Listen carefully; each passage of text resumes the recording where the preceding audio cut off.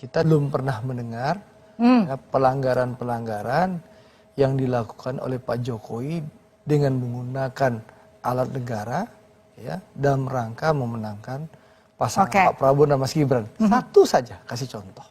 Belum ada. Kita punya undang-undang, kita punya Bawaslu, yang ada kan omon-omon. Oke, artinya Anda mau ngomong gini, boleh anaknya ikut berkompetisi, tapi Pak Jokowi tetap netral kok. Bang Iqbal, gimana jawabnya? Ya ini kan kontraproduktif. Di satu sisi, tadi kata Bang Masinton, kemana Pak Ganjar pergi, Pak Jokowi datang membersihkannya.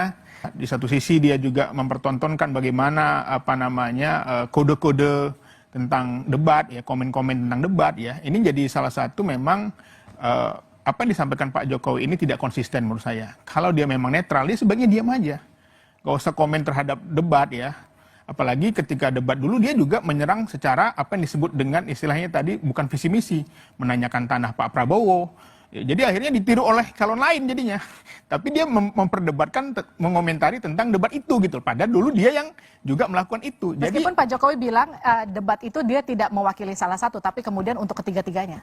Iya, tetapi pada faktanya kan menanyakan tanah itu kan dianggap mempertanyakan masalah pribadi. Gitu. Itu yang jadi topiknya. Padahal Pak Jokowi dulu yang memulai gitu loh. Jadi kalau ada orang melaporkan Pak Anies ke Bawaslu gara-gara menanya tanah, harusnya nanti Pak Jokowi jadi saksi nanti. Karena rujukannya Pak Jokowi. Gitu. Jadi nggak konsisten juga Mas itu ketawa-ketawain. Sudahlah, tak ada perdebatan lagi kemana arah politik Pak Jokowi. Yang ditunggu oleh publik sebenarnya adalah demonstrasinya. Bagaimana secara terbuka Pak Jokowi misalnya memberikan dukungan kepada Prabowo dan Gibran. Kalau samar-samar pembicaraan warung kopi di kalangan media, kalangan aktivis, semua sudah hatam. Bahwa Pak Jokowi nggak mungkin mendukung Ganjar, apalagi Anies Baswedan. Yang jelas-jelas memang sejak awal itu berbeda sejarah mazhab.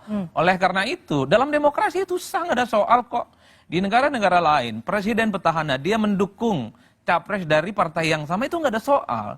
Yang ditunggu oleh misalnya Bung Iqbal ataupun Bung Masinton, ayolah kalau memang presiden punya preferensi politik, punya keberpihakan, tunjukkan kepada rakyat, ini jauh lebih terbuka dan lebih nyaman diperhatikan.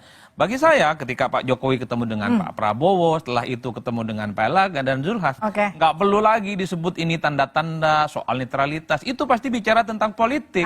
Kan itu yang disebut, Zulhas ngomong tentang survei, Erlangga ngomong bicara tentang pilpres, entah survei pilpres apa yang dia ngomong, ya nggak tahu kita apa yang dibicarakan. Iya kan jelas ya, Pama pernyataan Kapolri hari ini juga kita harus teruskan kepemimpinan ya, yang itu bukan ranahnya gitu loh. Dan semua kita tahu semua arah tujuannya itu ya gue pengen dukung anaknya gitu loh. Berkelanjutan ya, kata-kata berkelanjutan. Itu Kapolri loh. Kapolri itu bicara tentang kepemimpinan institusinya tuh. Bagaimana kasus Sambo bisa dibenarin, kasus jenderal-jenderal yang bermasalah, penyeludupan narkoba dan lain-lain, harusnya bicara dalam itu. Jangan ikut cewek-cewek politik, itu bukan ranah lu. Kira-kira gitu loh, Bas. Apakah kemudian ketika Jokowi firm untuk deklarasi mendukung anaknya sendiri itu nggak apa-apa menurut Anda? Ya, lebih bagus terbuka begitu loh. Kan nggak perlu. Saya sebut talak 3 argumennya saya kira 3 hal. Talak pertama itu terjadi ketika Jokowi jelas-jelas berbeda secara politik dengan PDIP. Merestui Gibran maju pilpres dengan Prabowo Subianto. Talak kedua itu ketika kita menyaksikan Kaisang jadi ketua umum PSI yang jelas itu berbeda ya secara umum di mana tradisi politik di PDIP keluarga besarnya ada kecenderungan termasuk misalnya ketika deklarasi soal Ganjar dan Mahfud sebagai pasangan capres cawapres di 2024 Pak Jokowi juga tidak hadir. Yang terakhir adalah hari ulang tahun yang ke-51. Bagi saya ini adalah event yang sakral di mana semua kader-kader PDIP dari pusat hingga daerah, kader biasa ataupun elit pejabat publik di negara ini wajib hukumnya datang atau minimal berpartisipasi. Tapi itu kan tidak dilakukan. Oleh karena itu ini adalah satu penebal sebenarnya bahwa bahasa anak-anak muda tahun 90-an Jokowi dan PDIP, PDIP dan Jokowi ini sudah N, lo N gue N. Salam sebenarnya. Kalau kata orang ya udah, kalau udah jelas N begitu, kenapa nggak deklarasi aja sekalian memang terang-terangan dukung Prabowo Gibran? Ini tentu bagian dari komunikasi politik ya. Kalau terang-terangan deklarasi atau misalnya Jokowi mengembalikan kartu anggota PDIP per hari ini, itu tentu kontraproduktif ya. Khawatir ada sentimen negatif di mana ini mengarah kepada Jokowi dinilai tidak berterima kasih atau meninggalkan PDIP. Ini tentu ada motif elektoral dan sentimen negatif yang diantisipasi. Atau sebaliknya, PDIP ini kan punya tradisi, kalau ada kader yang agak miring-miring apalagi berbeda secara pilihan politik, mestinya langsung di take out. Dia kemudian akan dipecat. Seperti yang terjadi sejumlah elit PDIP yang lain. Jadi bisa Kenapa ini tidak dilakukan? Tentu khawatir ada efek yang negatif, sentimennya tidak bagus, tentu untuk menghadapi di 2024. Tapi saya termasuk hakul yakin pasca Pilpres, terutama 14 Februari, rasa-rasanya semua ini akan dipertegas di mana posisi Jokowi dan di mana posisi PDIP. Gimana itu tuh, Bang keyakinan saya ya secara umum ya. Bang Masinton, merespon pernyataan Bang Adi tadi, Anda masih yakin Pak Jokowi netral atau tadi ada istilah miring-miring gitu? Ya kayaknya miring-miring tadi. Ya kan itu. Saya mau harapan saya netral. Karena aturannya begitu. Tapi kan ya kita nggak tahu. Pak tadi lapangan ya miring-miring kita lihat. Kan itu ya. Beberapa umpama Pak Ganjar datang. Baik. Nggak lama lagi Presiden datang tuh ke wilayah itu. Ditutup. Di berbagai titik begitu loh. Artinya tuh ya dia ngikutin di mana geraknya Pak Ganjar, datang ke situ. Oke, Bang Masinton, ini ada hubungannya nggak dengan pernyataan Bu Mega yang dikatakan Orde Baru itu nggak langgeng, nggak akan langgeng gitu? Ada pernyataannya nggak dengan katakanlah apa yang dilakukan Pak Jokowi dengan regenerasinya lewat Gibran? Kalau ulang tahun PDI Perjuangan itu bagian dari peneguhan PDI Perjuangan, ya, menjaga demokrasi di Indonesia. Bagaimana memperkokoh kedaulatan rakyat, bagaimana memperjuangkan wong cilik atau kaum marhen tadi. Itulah momentum ulang tahun PDI Perjuangan itu. Maka temanya pun Satyam Epa Jayate, bahasa Sanskerta yang artinya kebenaran pasti menang. Nah, kalau Bu Mega bilang kalau ngundang kemudian, yang mau datang-datang aja itu berarti Pak Jokowi nggak mau datang. Jadi ada yang menteri-menteri yang pengen mau datang, bagian dari ingin mengokohkan perjuangan itu. Jadi perjuangan demokrasi itu kan itu. Kalau beliau kan berangkat ke Filipina, kita tahu Filipina itu Bongbong itu putra dari rejim otoriter di Asia Tenggara dan Asia pada saat itu gitu ya.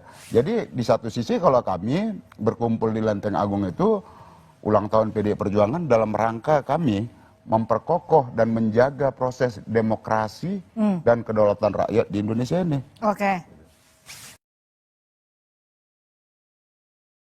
Bang Adi, kalau tadi bicara soal netralitas, Anda masih yakin nggak Presiden akan netral ketika anaknya ikut berkompetisi? Kalau dalam konteks personal tentu Pak Jokowi nggak netral.